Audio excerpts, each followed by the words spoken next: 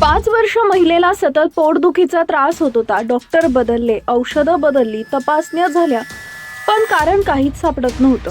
आणि अचानक एका एक्सरेमध्ये जे दिसलं ते पाहून डॉक्टरही थरारले. ही घटना आहे केरळमधील अल्लापुझा जिल्ह्यातील पुन्नाप्रा परिसरातील. उषा जोसेफ एक सामान्य गृहिणी. मे 2021 मध्ये त्यांच्यावर अल्लापुझा वैद्यकीय महाविद्यालयात शस्त्रक्रिया झाली.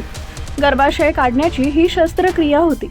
ऑपरेशन झालं, त्या घरी परतल्या. सगळं सुरळीत आहे असंच वाटत होतं, पण काही दिवसांनी पोटदुखी सुरुवात झाली. सुरुवातीला हलकी, मग वाढत जाणारी. महिने औषधं घेतली गेली. मुलगा शिबिन वारंवार डॉक्टरांकडे धाव घेत होता. आईला अजूनही त्रास होतोय अशी तक्रार केली जात होती, पण प्रत्येक वेळी एकच उत्तर, काही गंभीर नाही. 5 वर्ष अशीच गेली. मात्र अलीकडे वेदना इतक्या सह्य झाल्या की उषा यांना चालणंही कठीण झालं. एका डॉक्टरांनी शंका व्यक्त केली, कदाचित मूतखडा असेल. एक्सरे काढण्यात आला आणि इथून पुढे चित्र बदललं.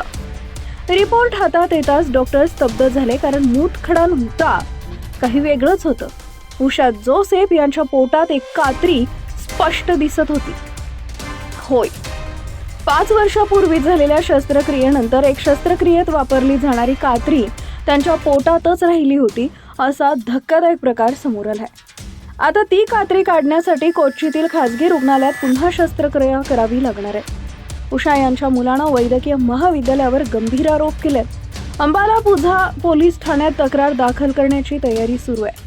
दरम्यान ज्यांच्यावर चूक केल्याचा आरोप आहे त्या निवृत्त डॉक्टरांनी आपण ही शस्त्रक्रिया केलीच नसल्याचं सांगत आरोप फेटाळले. 5 वर्ष एका आईनं सहन केलेल्या वेदना आणि अखेर उघड झालेलं सत्य. एक प्रश्न मात्र कायम आहे, ही केवळ चूक होती की गंभीर निष्काळजीपणा?